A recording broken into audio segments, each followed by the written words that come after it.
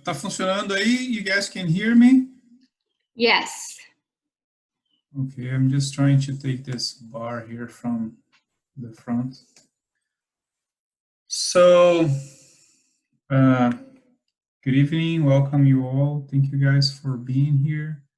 It's gonna be a little bit challenge for us because we are doing this sharing some kind of responsibility here while one person has to pass the PowerPoint and other people are also presenting at the same time. So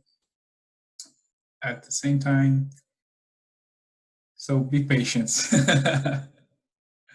But I want to say thank you for everybody that is here, and also thank you for the group that we are working together since last year. And what we have here, it's a little bit of sharing, not results, but the steps or even the discussions that we are having as a group. And we wanted to take this opportunity here on Tropilunch specifically to be able to have feedbacks and with this be able to improve a little bit of the work that we are trying to develop. So for those of you that don't know me, my name is Igor. I'm from Brazil. I'm from a city called Belém in Pará State in the Amazon region. And I'm a second semester student at Malas program. So what we are going to talk about today, the topic is innovation in tourism for conservation and local development in Amazonian protected areas, a multi-sector and interdisciplinary approach to build a practice-oriented framework. And we have UF students, we have UF faculty, UF alumni, and Brazilian partners from ICMBio, either from the government of Amazonas state. And I had a list to be able to say everybody's name and everybody's occupation, but I just realized that as I am sharing my screen, I'm not gonna be able to open to read here, but as soon as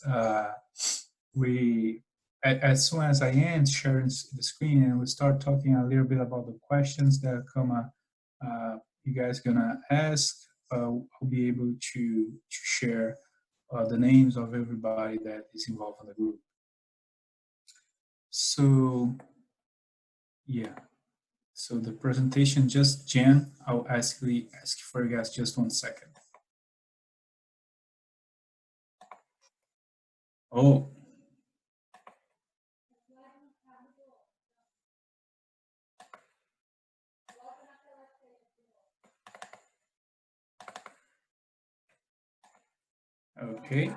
Okay, thanks. So we are going to talk a little bit about tourists and tourists in protected areas. And we will start highlighting the potential benefits in those for the tourists in protected areas. So we have the understanding that it can improve local governance, it can increase local income and development, it can increase awareness of conservation efforts. At the same time, we understand that it's important to highlight the potential costs of this. So you can have disruption of community integrity, you can have imbalance of power, and you can have damage of local resources. The challenges that we have, and something that is important to say here, to highlight, we understand, or at least we have the impression that a bigger part of the audience that we have, audience that we have here, are folks probably from the States that are used with some notions that are more natural or traditional or historically to the protected areas that you folks might have here in the States. But we need to emphasize that we are talking about tourists in protected areas in Latin America, sometimes in the tropics, but here specifically in the Amazon region. So something that we understand as challenge might not be challenge for the reality that you guys have here, regarding infrastructure, regarding how to reach those areas. So we pointed here, diversification of visitation opportunities, improvement of visitor experience, and communication of protected areas' importance for society. So this, as I said, for folks here, this might be simple or not be connected with you guys' reality, but for us in the Amazon, it's really something that we need to improve a lot. And here, highlighting the types of tourists that we notice and that we consider important to talk about. Ecotourism, adventure tourists, community-based tourists, and included here, we also put cultural tourism. And here is the part that I want to present the group, tell a quick brief history about how all these amazing people got together, which was, I believe, in the end of 2018, beginning of 2019. We talked with Paula, which is a UF alumni and now works at ICMBio in Novo Airão. So Paula was interested to develop activities that involve the water resource of the Anavilhanas National Park and all the potential of the low Rio Negro Mosaic. And she reached us because she was aware that me and Analu, we were used to organize season of expeditions in Pará State. And we scheduled a talk with her via Skype, and we pointed out a few challenges regarding what I just mentioned on the last page, regarding infrastructure and logistics. So they wanted to organize some kind of competition, something that could mobilize folks in the region of Anavilhanas. And I was pointing her those kinds of challenge and something that I consider maybe irony, that although we are, surrounded with all this nature and all this richness in terms of nature, we don't have the logistics or the equipment to develop or realize that activity at Novo Airão, at Anavilhanas National Park. But instead of just give her a no answer, we invite her to participate in one of the expeditions that we already organized in Pará State at Tapajós River, in order to give her an example of how we work, what are the challenges that we face, but also what are the potentials that we have. And with that in mind, she joined us and we start talking about develop the same kind of work in the region of Anavilhanas National Park. And with this in mind, we also start involving other folks here at UF, other students as well, other faculties, people that are involved with TCD program. And from Paula, she also invited other people from ICMBio, from Anavilhanas National Park, from Amazonas Secretary of Environment, and University State of Amazonas. And that was how we first started this group. So we applied for a few grants to be able to have funds to work. And the first grant that we got was the Schmink Innovation Award. And after this, in a way that could also help us, we are being supported by the LIDA project, in terms that we are going to join them in the tourism aspect of the project. They are already developed, so we would be able to participate with them in the parts of logistics that they are already developing.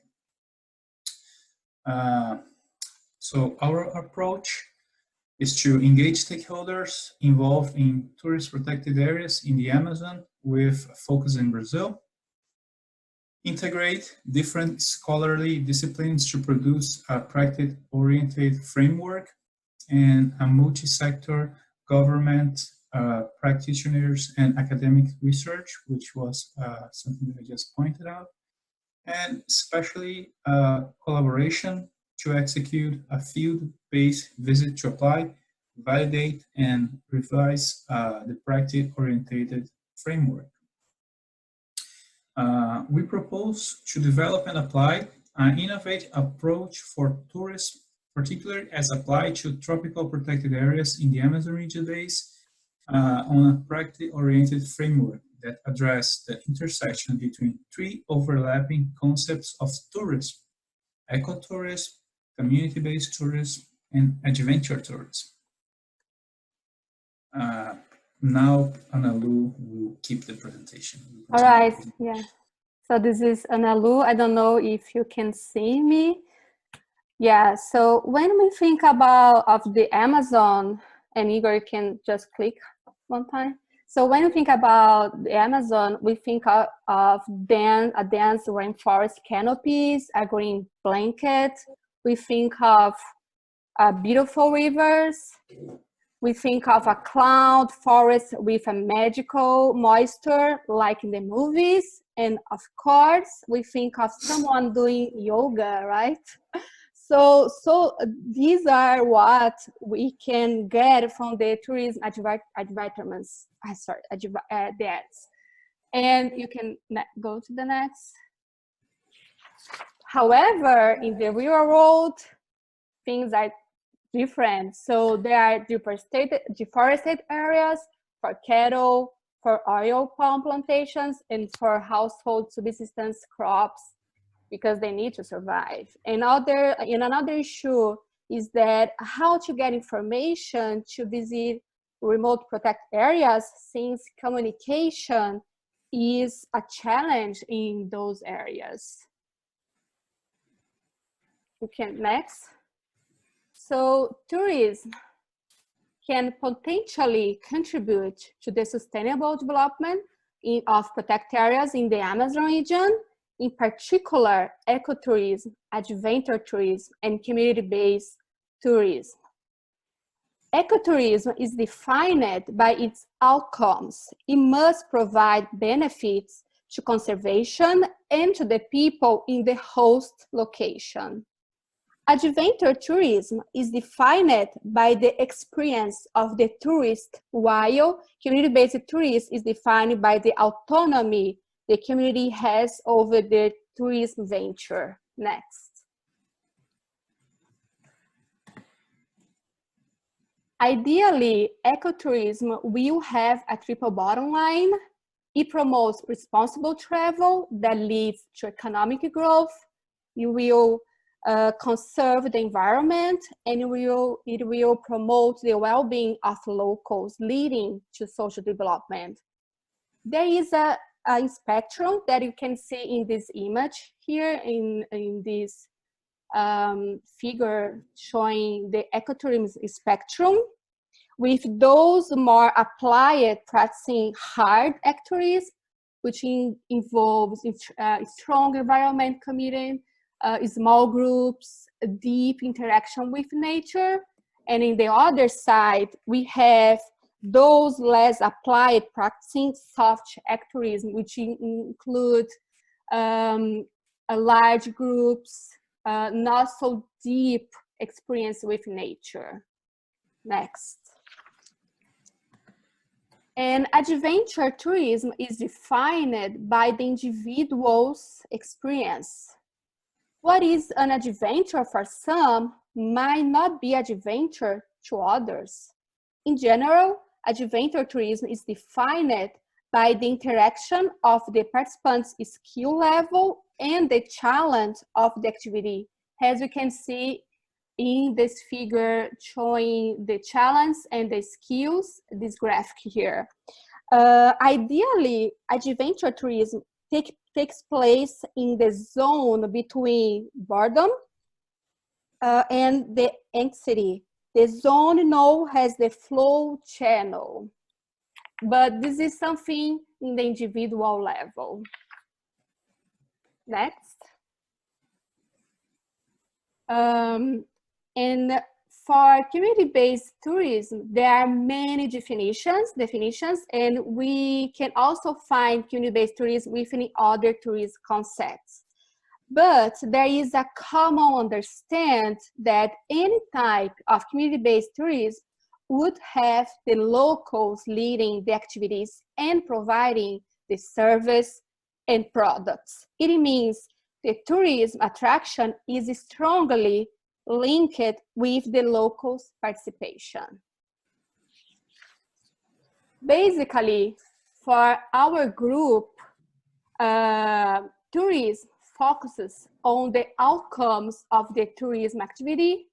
Adventure tourism is based on the individual level experience and in the outdoors, and more recently, literature shows that adventure tourism can also provide insights and knowledge than risks. Insights and knowledge toward pro-environment. And finally, community-based tourism focuses on who has the power to decide what to do. So, I'm having a really hard time with this bar here, but talking about tourists and conservation protected areas in the Amazon, we have this framework that we adapted from Ross and Wall, and what we have here is just a little bit a resume of many things that we pointed. So you have ecotourism, and you have the protection of natural areas. This can be seen as generation of revenue, environment education, local involvement that will lead to conservation, to develop, and throughout other steps, the economic and infrastructure growth, the biological diversity, natural research, through stewardship, local control, and finally, to sustainability. What we wanted to point out, and this is the challenge that and also at the same time the innovation that we are proposing. And as I mentioned at the beginning, we don't have the exactly answers yet, is that we want to engage outdoor adventure tourism and community-based tourism with the ecotourism framework. So what we have here is the parts where those concepts overlap. As Analu mentioned, you have ecotourism focus on outcomes, adventure tourists focus on individual experience, and community-based tourists focus on who has the power to decide. And we are looking for where those concepts overlap.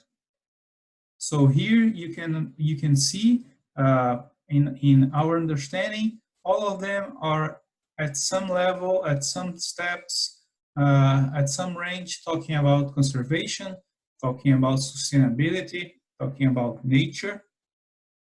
Ecotourism and community-based tourists reach local development and responsibles, and ecotourism and adventure tourists seeks to facilitate reconnection to nature. Community-based tourists and adventure tourists, they reach themselves when you need to some extent to provide local support for either infrastructure or either guidance. So this is the things that we really want you guys to notice here, because this is something that we consider really important, and that's what is something that is our main concern, is to establish where those concepts they overlap and where they can work together and help with the framework. But at the same time, what we want to notice here is that this can involve, in terms of community-based tourism, this can start with external actors, empower communities to the point that communities has the capacity to total manage, but not 100% of autonomy in a way that often communities are having the support of external partners, either NGOs or either tourist operators that helps communities to reach some range of community-based tourists so they can by themselves develop their community-based tourist activities, sometimes ecotourism with community-based or adventure tourists with the community-based aspect. So now Ernesto. So unmute Ernesto, just fighting him here. Okay, unmute. Let's see if it's working. I can, okay. So, hi everyone. Just in case, I'm Ernesto Viveiros de Castro. I'm at the same time a PhD student at UF and TCD, and ICMB worker. I will present our case studies in the Brazilian Amazon to test and improve our framework. We will use we will apply it to two places. The first one is the Anavilhanas National Park, and the second the Tapajós National Forest. Please, next figure.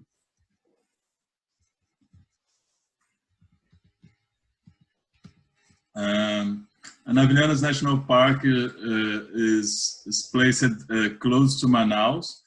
Both are the most, could be considered the most important place to nature-based tourism in the Brazilian Amazon.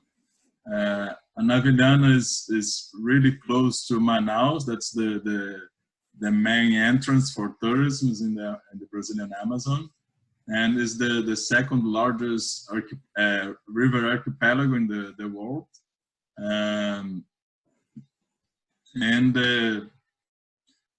Please, next figure.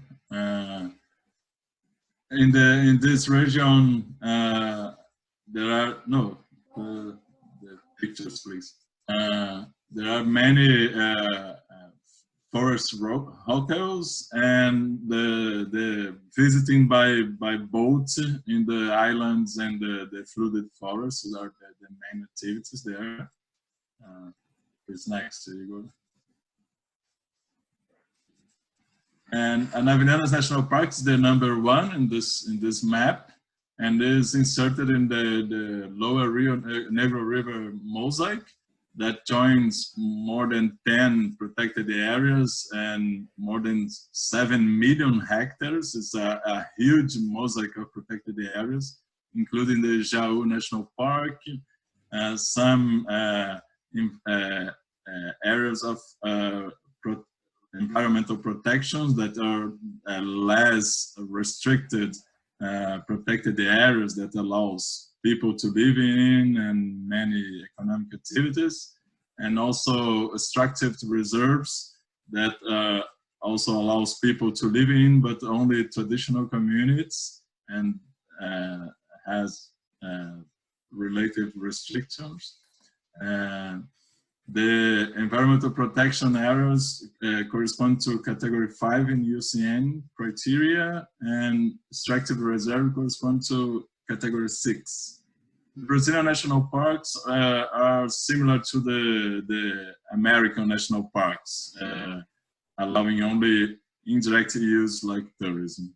Next, please. The other area is the Tapajós National Forest. It's located close to Santarém and Alter do Chão. Alter do Chão is one of the most famous tourism destinations in the Amazon, known as the Amazon Caribe, by their sand beaches and rivers. And the Tapajós River is considered one of the best rivers to tourism in the Amazon. Please, show the map. Yeah. No, the other, the front. Yeah. The access to Tapajós National Forest is really easy by roads, by the Cuiabá-Santarém roads, or by boats from, along the Tapajós River. And tours that goes to the Caribe in Interdisciplinary. If they want to know the huge rainforest, the Tapajós National Forest is the best place to see it from Interdisciplinary. Next. Next, please. The Tapajós National Forest, no, the map, please. The map, again. Yeah. In this image, no, the image, please. Sorry. In this image, we can see the importance of creating protected areas. In the image of the deforestation, please. The next one, Igor. Yeah, thank you. No! Yeah.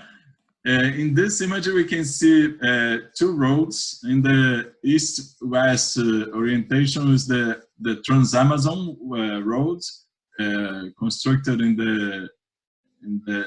both are constructed in the 1970s. And in the north-south orientation from Santarém, there is the Cuiabá-Santarém roads, the BR-163. And both, we can see that both limiting the national forest, and we can see that the other margins of the roads are totally deforested, and only the national forest is still covered by forests, showing the importance of the protected areas in the Brazilian Amazon. Okay, we can go for the next. In this table, we can see some information about both protected areas to compare our case studies and show the importance of both to best understand the ecotourism and community, the adventure community-based ecotourism in the Brazilian Amazon. As I said, Anavilhanas is a national park and Tapajós is a national forest. Both categories are similar of the American categories of these protected areas. Both have huge, large areas. But Tapajós was created in 1974 during the construction of the roads, the Cuiabá-Santarém roads. And at that time, there is no clear concept of what is a national forest and in Brazil, and people who live in it was not recognized for decades. Only in 2000, when was published the Brazilian law for protected areas, traditional people inside national forests before the creation was recognized as traditional communities and can stay there and live in with the resource extracting even timber. In the Anavilhanas, it has a really different story and really particular history because the area was created as an ecological state. That's one of the most restricted protected areas in Brazil, corresponding to category 1 in UCN criteria. And only in 2008, the area was changed for a national park. This changing was stimulated mainly by the tourism demands, because many people, first of all, it's impossible avoid the traffic in an archipelago in the Amazon River, because the Amazon River is the main road of Amazon, and people must pass inside the archipelago to go from Manaus to another many important cities, and it's impossible restrict the traffic. And in this context, many people already did tourism in the area, but without a formal authorization or without any control. And this situation stimulated the government to change the category from ecological station to national park in 2008. So now Anavilhanas allows the indirect use like ecotourism and other forms of tourism. And Tapajós also allows the tourism activities, but for the traditional people that that are 23 communities and about 1,000 families, they can extract some products like timber or Brazilian nuts and other products. In Anavilhana, it's not possible, and there is no people living inside the park, but there are more than 50 communities living around the parks. So we will study the community-based tourism in the Tapajós National Forest, operated by the communities that lives inside the forest. And in Anavilhana, we can start the ecotourism operated from people, operated by people from the Novo Airão city that's close to the border, the national park border, and also community-based tourism operated in the other protected areas that compose the Rio Negro Mosaic. In the other categories of protected areas and even out of the protected areas along the Amazon River. So we will have two case studies that represents the diversity of possibilities to best test and improve our framework. And it's important to remember that the tourism, the nature-based tourism in the Brazilian Amazon is not well developed, and this place are the most developed maybe, and we think that's the better place to work on and to test our hypothesis in our framework. Igor?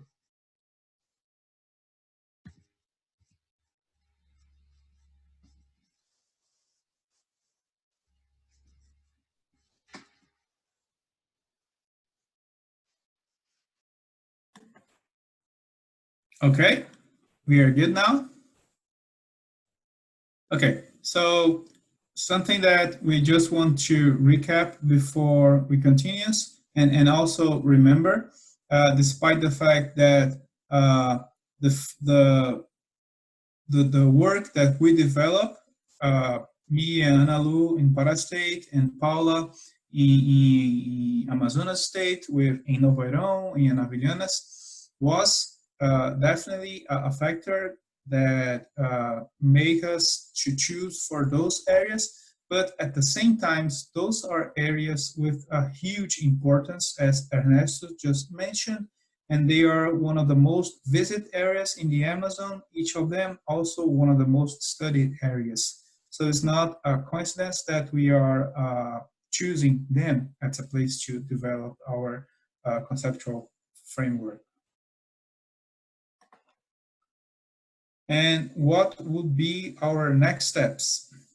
So during the circumstance, we were at first planning to travel to the summer now, to the region, but as we are not possible to travel anymore, but we still want to keep the work. This summer, we're going to develop a webinar involving Brazilian organization working with tourists in the study areas in June, including, because it's almost impossible to don't mention, the COVID-19 impacts on tourists, what will be the new normal of tourists in protected areas. We also gonna keep our remote articulation with LIDA project and ICMBio to prepare ourselves for field activities, and we're gonna do this during the fall of this year. Also, we're gonna advance on the practice-oriented framework and its application during this fall.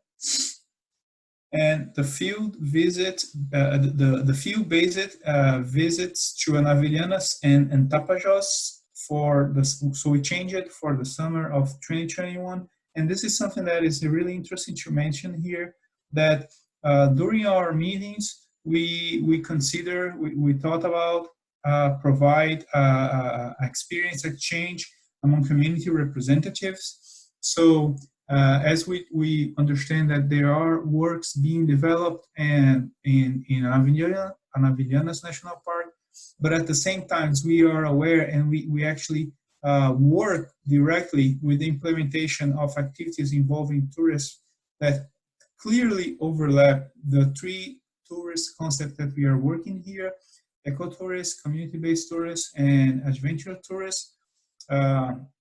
We understand that we'll be interested to invite people from Anavilhanas National Park, from the communities that are surrounding the park, so those people could join us and see from themselves, have a really exchange experience, participating in one of the trips of the season of expeditions that we organize.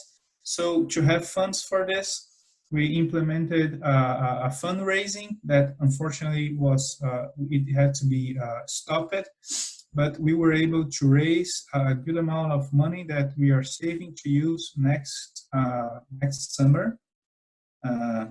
And last but not least, after the visit, we're gonna develop a seminar in Verão to share and validate the practice-oriented framework with multi-stakeholders. And this, we want to have it for the summer of 2021.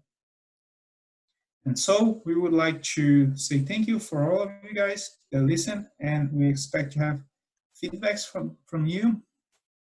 And we just want to share the idea that we have. Sessões, que é a prioridade. Pô, foi super bom, só que eu não consegui. Sorry.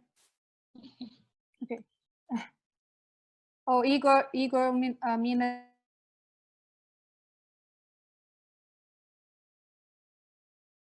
So we are concluding our presentation here, highlighting that no idea is so good that cannot be improved, and that's what we are expecting, to have those feedbacks from you, either now or maybe in another moment, especially now. And that's it. Thank you very much.